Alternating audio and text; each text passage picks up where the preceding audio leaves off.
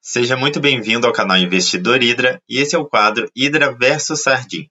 Aqui eu vou te mostrar algumas armadilhas do mercado financeiro e vou te ajudar a não cair nelas. Eu sou o Willer Neto e no vídeo de hoje eu vou te ensinar a investir pagando menos imposto.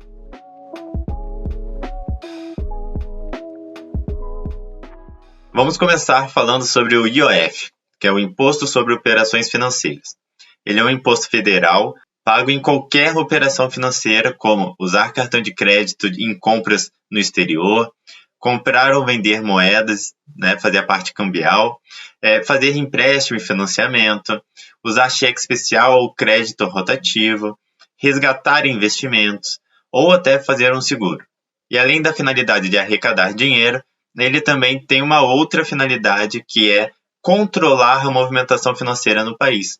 Então, é uma forma do governo saber quantas operações financeiras estão tendo. Então, se está tendo muita arrecadação de IOF, consequentemente, o país está fazendo várias movimentações financeiras.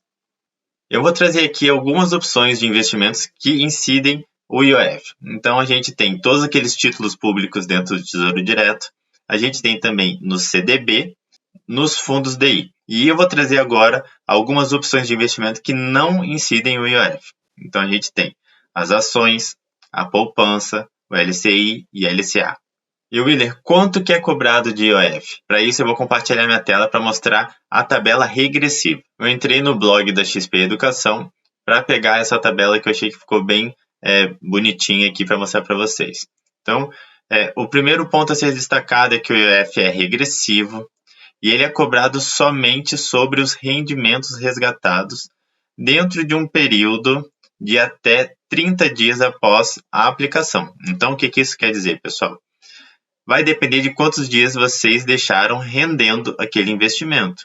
Tá? Então, você, por exemplo, que está em renda fixa, se você deixar um dia só rendendo e resgatar, você vai ser cobrado 96% de IOF sobre o seu rendimento. Então, imagina se você teve um rendimento aí de R$100 e você vai ter esse IOF de 96%. O que vai representar? Dos R$100, 96% vai ser imposto de IOF, pessoal. Então, é muito pesado.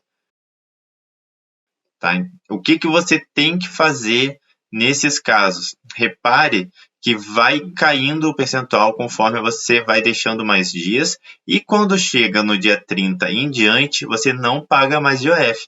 Então, investiu em renda fixa principalmente, deixe mais de 30 dias, tá? Senão você vai ter um IOF bem pesado em cima. Além de ter também o imposto de renda que vai comer o resto aí do que sobrar do seu rendimento. E agora eu vou falar um pouquinho sobre o IR, que é o Imposto de Renda. E quando que você vai ter que pagar imposto de renda? Repare que eu falei pagar, não declarar, tá, pessoal? Declarar se investiu R$1, no ano seguinte você vai ter que declarar no seu imposto de renda, tá? Agora, pagar aquela DARF, emitir a DARF para pagar até o último dia útil do mês seguinte, eu vou mostrar para você aqui quais são as situações.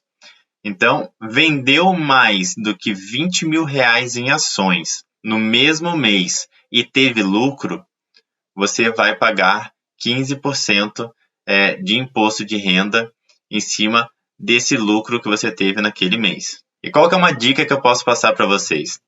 Vendam menos de R$20 mil em ações no mesmo mês, tá?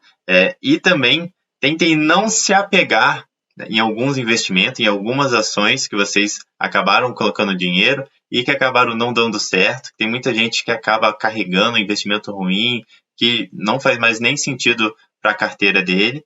E mal sabe ele que se ele tivesse a coragem, tivesse os critérios para tirar essa ação, mesmo que ela esteja dando um pouco de prejuízo ou muito, quando ele vende essa ação com prejuízo, o que acontece? Esse prejuízo ele fica guardado e quando você, por algum acaso, acabar vendendo mais de R$20 mil em ações e tiver o lucro tributável ali dos 15%, você vai poder pegar toda essa somatória, todo esse acumulado de prejuízo que você já vendeu em ações e abater desse lucro tributável. Então, por exemplo, que seu lucro tinha dado R$2 mil e você já tinha um prejuízo de 1.800, você vai ter apenas 15% sobre R$ 200. Então, essas dicas são muito importantes para que você consiga otimizar, né, o seu processo de investimento em ações. Outra situação que acaba incidindo no imposto de renda: vendeu qualquer quantidade e valor de cotas de fundos imobiliários, se teve lucro, tem um imposto de renda de 20%. Tá? E qual que é a dica, já que não tem isenção? Em fundos imobiliários não tem aquele benefício ali dos R$ 20.000 no mesmo mês. Então, em fundos imobiliários, a minha dica é: escolha muito bem qual fundo você quer entrar, né? Se tem a ver com a sua estratégia, né? Se ele paga renda ou se ele é de incorporação, né? Qual que é o seu objetivo com aquele fundo, e vá aportando, né, de forma crescente, né? Busque aumentar o seu patrimônio, aumentar as suas cotas e evite ficar girando fundos imobiliários, né? Se ficar toda hora trocando, vende, compra e muda. Então, toda vez que você acabar fazendo isso e tiver lucro, você vai ficar toda hora pagando imposto de renda. Então, diferentemente de ações, que você tem um pouco mais de liberdade para ficar fazendo essa movimentação, em fundos imobiliários, evite, tá? E uma outra dica dentro ainda de fundos imobiliários a gente tem uma opção que se chama FOF, que são fundos imobiliários que possuem fundos imobiliários dentro deles.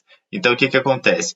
É uma empresa, né, que faz a gestão de fundos imobiliários, e ele pode comprar quantos fundos imobiliários ele quiser, e ele mesmo vai fazer essa gestão. Então, tem algum que ficou ruim, ele vende, depois compra outro, compra mais, vende e tal.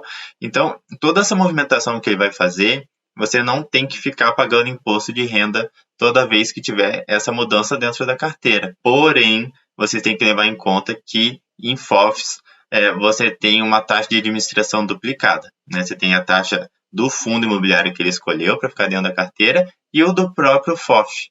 Tá? Então, tem que valer a pena, tem que ser um bom fundo, e a distribuição, né, o portfólio tem que te agradar também. Outra situação que incide o imposto de renda: em vendas com lucro de ETFs. Então, vendeu qualquer ETF, qualquer valor, quantidade, também 15%, só que dessa vez é menos do que fundos imobiliários, tá, pessoal? 15% de imposto de renda para você pagar na DARF até o último dia útil do próximo mês. E a dica é um pouco parecida com a de fundo imobiliário. Comprou um ETF, automaticamente você não precisa ficar mexendo tanto nele, tá? Por ser um fundo de gestão passiva, que só replica um índice, que geralmente engloba vários investimentos lá dentro, justamente para você não ter que ficar escolhendo e ficar vendendo, comprando, né, tendo que fazer marketing time, nem nada. Tá? Geralmente, ETF você escolhe, né, qual que é o percentual que você quer ter daquele ETF na sua carteira, no seu portfólio, e você vai investindo no máximo num momento, né, pontual. Você pode fazer o rebalanceamento dentro da sua carteira, vender um pouco do ETF, e aí, nesse caso, pagar DARF se for preciso, né? E também, caso você tenha prejuízo, lembre que pode compensar, né? Pode deduzir ali do lucro tributável. Então, a minha dica com o ETF é essa: coloque dinheiro no ETF de forma consistente, disciplinada, de acordo com a sua estratégia, mantendo o percentual da sua carteira, né? Passou o percentual, né, que você está fazendo o rebalanceamento, ao invés de você ficar toda hora vendendo para colocar em outro ativo, deixa ali, só não investe nele. É uma forma também de você fazer rebalanceamento, você deixar esse de lado e investir em outros. Você não precisa ficar sempre se desfazendo de ativos, né, só para fazer o rebalanceamento. A gente tem um imposto de renda chamado Come Cotas, que é uma forma como ele é cobrado do investidor, que investe em fundos multimercado, renda fixa e fundo cambial. Então, ao invés de você ser cobrado 15%, por exemplo, sobre os seus rendimentos lá no resgate, lá na frente, você acaba sendo tributado de imposto de renda a cada 6 meses, sempre ali em maio e novembro.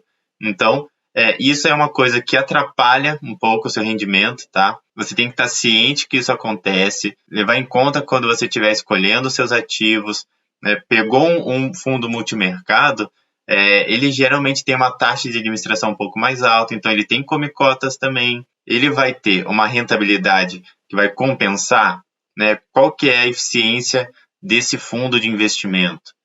Tem que ver se ele não está te gerando muita tributação, muito encargo, que no final das contas vai acabar anulando aí uma boa parte do seu retorno. Um outro caso que está sendo mais falado recentemente é previdência privada. Você tem a possibilidade, quando você escolhe uma previdência privada, de optar pela tabela regressiva do imposto. Então, você acaba podendo ficar mais de 10 anos com esse investimento e ser cobrado apenas 10% de imposto de renda sobre o patrimônio total, tá? Quando você for fazer o resgate. Então, é uma alíquota baixa, apesar de ser cobrado, sobre o patrimônio total. Ele, durante todo o período, até você resgatar lá quando for velhinho, por exemplo, não vai ter a incidência de imposto de renda em todos esses anos que você carregou. E por ter ficado mais de 10 anos, você acaba tendo uma alíquota mínima de 10%. Então, assim, todo o dinheiro que você não pagou de imposto de renda, que ainda ficou no seu patrimônio e ficou rendendo todos esses anos, você vai poder ser beneficiado de ter ele lá na frente e aí ter 10% cobrado do patrimônio total. E você ainda tem um benefício para quem declara imposto de renda de forma completa. Você pode tirar até 12% da sua renda tributável para poder ficar isento de imposto de renda, tá? Se você colocar num PGBL. Então, esse é um outro benefício que tem também da previdência privada, ainda dentro do imposto de renda que a gente está comentando aqui no vídeo. E para finalizar, a gente tem incidência de imposto de renda nos resgates com lucro na renda fixa e ela segue uma tabela regressiva. Eu vou compartilhar minha tela bem rapidinho só para ficar mais visual. Então, essa aqui é a tabelinha. Tá? Então, se você deixar na renda fixa até 6 meses, a alíquota é de 22,5%. De 6 meses a 1 ano, 20%. De 1 ano a 2 anos, 17,5%. Deixou mais de 2 anos, 15% de imposto de renda. Deixem aqui nos comentários se vocês gostaram do conteúdo, se agregou algum conhecimento novo para você, se ficou claro, se vocês gostariam que eu trouxesse mais alguma outra informação nessa parte tributável, talvez um pouco mais da prática. E caso tenha gostado, não esquece de clicar no botão de curtir, se inscrever no canal para não perder nenhum vídeo e me seguir também no Instagram, porque eu faço postagens diárias sobre educação financeira e investimentos. Muito obrigado pela sua presença até aqui e até a próxima.